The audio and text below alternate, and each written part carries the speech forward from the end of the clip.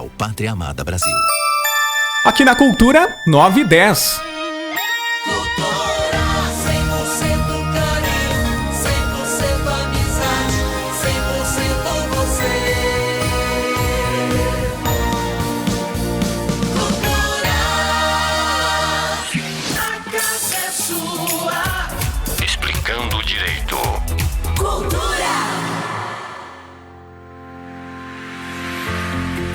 Muito bem, agora são 9 horas 10 minutos, de volta aqui no A Casa é Sua, como eu havia falado, né, gente, desde o início do programa, reforçando hoje, quinta-feira, claro, o quadro Explicando o Direito, a gente sempre tem um convidado especial para trazer um tema importante pra gente e trazer de uma maneira bem clara, bem objetiva para você.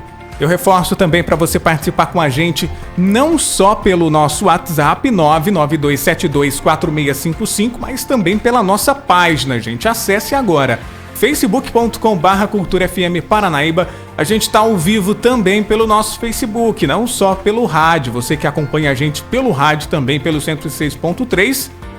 Quer acompanhar em áudio e vídeo, é só acessar facebook.com/Cultura FM Paranaíba e enviar também todas as suas dúvidas. Eu estou recebendo aqui a doutora Maria Júlia Alexandria. Falei certo, né, doutora? Bom dia. Bom dia, Alex. Bom dia, ouvintes da Cultura. Tudo bem? Ótima quinta para você. Tudo bem. Queria começar falando que eu estou muito grata, muito feliz por estar aqui hoje, passando um pouco de informações, né, sobre a pensão alimentícia. É um tema muito importante, né? Gera muitas dúvidas ainda para as pessoas, por mais que seja um tema que está tão presente aí na vida do brasileiro, enfim, tão próximo da gente, mas ainda as pessoas têm muita dúvida. E aqui é o momento, né, de esclarecer, né, doutora, uma maneira mais objetiva, mais clara, para a pessoa entender melhor, né? Não é muito complexo esse tema não, né? Não é muito complexo. E, inclusive, é um direito que está crescendo no Brasil, porque a cada 3 casamentos resulta em um divórcio. Olha, gente, então atenção, hein? Fiquem atentos aí, porque a gente vai falar hoje, então, sobre os tipos mais comuns, né, de pensão alimentícia. E olha, um assunto que a gente também, infelizmente, não gosta de falar, né? Mas acaba tendo alguns momentos em que a pessoa acaba aí sendo presa pelo não pagamento. Infelizmente, a gente vai saber de tudo isso também a partir de agora. Doutora, pra gente começar então, queria que você explicasse pra gente quais são os tipos mais comuns, né? Pra mim, era só uma pensão alimentícia que servia para todos os tipos de casos, né? Mas não é assim não, né? São diferentes tipos de pensão alimentícia então. A pensão alimentícia é um direito previsto no nosso Código Civil brasileiro, que é para as pessoas que não têm recurso para suprir suas necessidades básicas. Então, é uma ajuda realmente para a pessoa sobreviver, nem é para viver. E eu acho interessante porque quando a gente fala em pensão alimentícia, a palavra alimentícia remete a alimentos. E não é somente para alimentos, é para educação, para vestuário, para transporte, né, como gasolina, medicamentos. Então, abrange todas realmente necessidades básicas de um ser humano. Não é só simplesmente a pessoa receber algum tipo de alimentação, não é especificamente isso, né? Isso, exatamente. Não é, por exemplo, uma compra no mercado, não. É para várias coisas. Vamos lá, então, para os tipos mais comuns de pensão alimentícia. O mais comum, que sempre quando a gente fala em pensão, a gente pensa no pai que paga para criança ou para adolescente, né? Isso. Mas a gente tem outros tipos de caso, por exemplo, para o estudante que é maior de 18 até os 24 anos, que está fazendo ensino superior. Um cursinho pré-vestibular, uma faculdade, universidade, um curso prático, técnico. Ou para aquela pessoa também maior de 18, desde que ele precise e comprove a necessidade. Precisa ser de pais separados ou não necessariamente para ter o direito? De pais divorciados. Pais divorciados. Nesse caso, Só que é até a pessoa ter a independência financeira dela. Atingiu a dependência financeira, está trabalhando, recebendo seu dinheiro, pode cortar, já pode parar. E também tem para o ex-cônjuge, né? Ou para o ex-companheiro, porque a lei ela não especifica somente para aquela pessoa que casou, sabe? Com comunhão parcial, universal, também é para aquele que teve união estável. Porque geralmente quando acontece um divórcio, pode ter a pessoa que é dependente financeiramente da outra, né? E com o divórcio Isto. fica sem ter seus meios financeiros. Então, até ela se estabilizar também financeiramente, tem o direito de receber a pensão. E também tem os alimentos gravídicos, que é para mulher grávida, né? Gravídicos. lembra Olha, da para gravidez? mulher grávida também. Isso, porque essa pensão é pro nascituro, né? Pro bebê, para a grávida fazer seus exames, pré-natal, medicamentos, médico, né? Então, tudo isso para ajudar ela. E após o nascimento, reverte pro filho, a criança. E como é que faz para a pessoa ter direito? Ela tem que procurar um advogado, enfim, tem alguns meios de comprovar, doutora? Tem, que a pessoa precisa? pode contratar um advogado ou um defensor público, né? Caso ela não tenha condições. E pode ser feito extrajudicialmente ou pode ser feito judicialmente. E é o que a gente mais indica ser judicial, porque tem o juiz, ele fixa o valor, ele fixa, por exemplo, a guarda compartilhada, que são os dias de visita, né? Sim. E aproveitando que eu falei de guarda compartilhada, que tem muitas dúvidas se, por exemplo, a pessoa que tem guarda compartilhada não precisa pagar pensão. Muita gente pensa assim, sendo que não tem nada a ver. Tem que então, pagar do mesmo jeito. olha, muita atenção aí, gente. Tem que pagar do mesmo jeito, doutora. Aí a pessoa ela não se exime dessa responsabilidade, então. Não, porque às vezes pensa assim, aos finais de semana eu tô com meu filho, então eu levo pra lanchar, eu pago algumas coisas assim, então não precisa da pensão. Só que a pensão é todos os dias do mês, né? Todos os dias. Destacando um pouquinho, não é especificamente alimentos, né? Como é que esse valor, então, é calculado, doutora? Existe algo específico assim? O tanto de filhos, enfim, o número de filhos, por exemplo, a situação de vulnerabilidade da pessoa, a idade, como é que funciona isso? Geralmente não tem uma lei que fixa, né? Geralmente decisão tem entendimentos e geralmente é o valor de 30% de um salário e é fixado. Ah, sim. E também falando que você falou de valores, né? Tem também o caso se o pai for desempregado.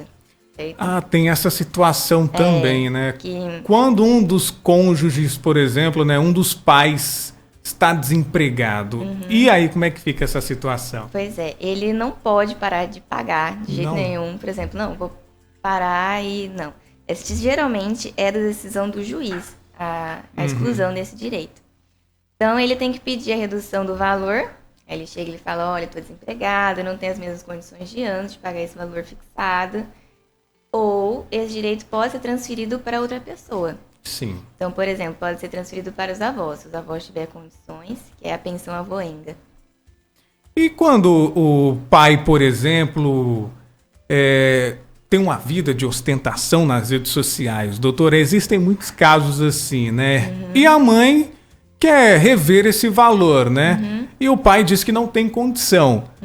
Tem uma forma aí de procurar a justiça para rever esse valor, enfim, para aumentar, por exemplo, comprovando tudo que o pai tem feito? Existem umas maneiras de comprovar? Como é que funciona isso? Tem, a gente pode entrar com um pedido de revisional de alimentos, né? E realmente é muito comum isso que você falou. Gente, olha, cada história que a gente acaba acompanhando e vendo, realmente é muito comum, né? A pessoa às vezes diz que não tem condição de pagar a pensão para o filho. Mas nas redes sociais tem ostentado aí, e muito, né? É uma maneira também da mãe comprovar ou vice-versa, né? Ela tem que tirar algumas prints, provas, juntar provas e ir no profissional para isso, doutora? É muito interessante ela juntar todos esses tipos de provas. E falando em revisional, às vezes nem é essa situação tanto de ostentar, né? Vou falar de uma situação em geral. A pessoa, por exemplo, o pai paga R$200 de pensão só e acha que tá ótimo, né? Sendo que as coisas, valores que estão hoje em dia, não dá. Realmente, né? É difícil. Olha, interessante esse assunto, doutora, porque a gente está aqui com o Seir Araújo. Olha, ele disse assim, a única coisa que dá cadeia no mundo é pensão. Eu vou aproveitar o gancho dele para a gente entrar nesse assunto. o não pagamento pode acarretar, então, na prisão da pessoa, doutora? Como é Pode. que funciona isso? Existem alguns tipos, assim, específicos que a pessoa pode ser presa? Por exemplo, o cara não tem condição, é pobre, está desempregado. Mesmo assim, pode ser preso? Não, aí a parte do desempregado, como eu falei, né? Ele pode transferir a obrigação para uma outra pessoa, reduzir o valor. Agora, ele tem que ter essa responsabilidade de procurar um meio. Caso a pessoa não procure isso, só fala, para de pagar a pensão, aí realmente pode ter esse pedido da prisão, só que é após 3 meses sem pagar. Ah, tem que ser comprovadamente após 3 meses. Aham. Passou disso, então, a pessoa que está sem receber a pensão, ela já pode entrar com uma ação, por exemplo, para reaver esses valores e também a prisão da pessoa. Isso, pode pedir. E tem esse limite, então, né? De 3 meses. E também só pode ficar preso com 3 meses. Somente. Com apenas 90 dias. Pagou ou não, vai ser solto. Esse valor devido, por exemplo, ele é corrigido monetariamente ou não há algo especificado? Entra na revisional de alimentos, a gente pode atualizar. É muito interessante também a revisional que, por exemplo, a pessoa que paga a pensão tem um aumento. Tem muda de cargo, que ganha mais. Então a gente também pode entrar com a revisional pedindo. Ok, algo mais a destacar também em relação à prisão, doutora, que acabou passando despercebido pra gente. Tem como a pessoa que, por exemplo, ficou sem pagar esses 3 meses, vai preso, depois de 3 meses vai solto. E mesmo assim ele não pagou. O que a gente pode fazer, né? Essa pessoa não pode ficar preso mais 3 meses por conta desses débitos anteriores, entendeu? Vai ser por novos débitos. E o que a gente então pode fazer, né? A pessoa não pagou, foi presa mesmo assim, porque a prisão da pensão alimentícia, ela é uma forma de coagir a pessoa a pagar. Porque é a única prisão no direito civil aceita no Brasil. Porque as outras prisões criminais é para pagar algo que fez, né? Essa já não. Então a gente pode entrar com pedido de ação de execução de alimentos. Então a gente pode penhorar bens, a gente pode bloquear contas bancárias, pode até bloquear CNH, porque às vezes a pessoa precisa da CNH para trabalhar. Sim. Protestar o nome. Então são vários recursos que a gente pode fazer para a pessoa continuar recebendo a obrigação. A pessoa presa, então, ela mesmo assim não fica isenta desse pagamento, né? É bom especificar que ela, digamos, tem que arrumar um jeito, né? A justiça também ela vai conseguir, de alguma maneira, reaver esses valores, né, doutora? Isso. Tem até mesmo a questão do bem de família, que é impenhorável dentro da lei. Entra também dentro? É a única hipótese de penhora de bem de família é a pensão alimentícia. Olha aí, um assunto interessante para você aqui no A Casa é Sua. Estamos falando sobre tipos de pensão alimentícia e também prisão por não pagamento, né, gente? Você que entrou agora aqui no A Casa é Sua, esse é o quadro Explicando Direito e a gente está conversando com a doutora Maria Júlia Alexandria. Falei certo, né, doutora? Falou. Olha, algo mais a destacar para os nossos ouvintes. Fique à vontade também. E agradecer também, mais uma vez, a sua participação aqui junto com a gente no Explicando Direito. Eu quem agradeço. E acho que só ficou uma parte sem eu falar, que também é uma... Acho que muitas pessoas não conhecem. É a questão que os filhos podem pagar pensão para os pais. Os filhos também, doutora? Isso. Olha, essa você me pegou de surpresa, porque para mim era mais especificamente mais para os pais pagar para os filhos, né? Então, o filho também tem esse dever, por exemplo, ter um pai idoso, esse pai idoso não tem condições? Como é que funciona, então? É nesse caso mesmo, os pais são idosos, não têm renda, não têm... financeiramente não tem como viver, então os filhos podem pagar para os pais. Ele precisa ser acima de 60 anos, essa pessoa, para receber? Especificamente Isso. acima de 60 anos. Idosos. Mas o idoso, ele vai ter que entrar na justiça ou, enfim, um órgão vai entrar e mediar essa situação? Como é que funciona? Pode entrar com uma ação.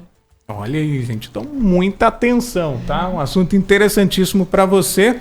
E claro, você que tem as suas dúvidas também pode ficar à vontade aqui no 99272 4655. Olha, pintou uma dúvida aqui, doutor. Acredito que você vai conseguir responder pra gente.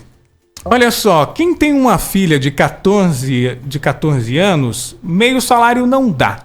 É roupa, é calçado, é material escolar, sem contar o lanche, sorvete e outros também no final do mês. Soldou 700, 800 reais. E o pai ainda pergunta o que você fez com tanto dinheiro que eu te dei. E os cremes, tratamento de shampoo de cabelo. Enfim, né? Sempre tem essas dúvidas. Existe uma maneira, doutora, da pessoa comprovar esses gastos com a criança? O pai que está pagando, por exemplo, ou a mãe, ela pode reaver isso tudo, pedir todas essas informações? Tem o direito? Tem. Como a gente falou da revisional, o que a gente indica? Então, vamos entrar com a revisional. Então, a gente pede para ela ir juntando comprovantes do quanto ela gasta com essa criança, com essa adolescente. Então, comprovante de mercado, vai anotando, né, o que aquela criança realmente precisa. E aí a gente entra com a revisional, vê o que a gente pode fazer. Porque realmente é o que a gente falou, né? Paga um valor e acha que tá bom, mas na verdade as coisas não são bem assim. Olha, interessante, gente. Então é o seguinte, vai documentando tudo. Esse é o passo importante para reaver, né, doutora? Mais uma vez, muito obrigado pela sua participação aqui, Maria Júlia Alexandria, aqui no Explicando Direito, a primeira vez junto com a gente. Claro, já é de casa, fique à vontade. E assim que tiver outro tema importante pra gente também, vai ser convidada mais uma vez para estar aqui. Mais uma vez, muito obrigado, tá bom, doutora? Eu que agradeço. Como é que faz para o pessoal te encontrar, tirar um pouquinho de dúvidas? Tem telefone, redes sociais, enfim, hoje o pessoal tá moderno. Instagram, os advogados também estão sempre ali, né, gente? Tirando as dúvidas das pessoas, enfim, alguma forma de um atendimento especial. Tem o meu contato, né, que é o WhatsApp, que é 67 99233 4702. Tem também minhas redes sociais, que é o Instagram, que é mariajulia.adv. ADV de advogado. Aí, ó, perfeito. Gente, olha, se você perdeu esse assunto de hoje, é o seguinte, vai estar disponível logo mais no portal rcn67.com.br e também no nosso YouTube, Cultura FM Paranaíba. E olha, você vai poder acompanhar através da nossa página também no Facebook, facebook.com/Cultura FM Paranaíba. Você vai poder acompanhar quantas vezes quiser, quando quiser. Fique à vontade, tá bom? Bom, o quadro Explicando Direito volta na próxima semana com mais um tema especial para você aqui na Cultura FM e você continue junto com a gente.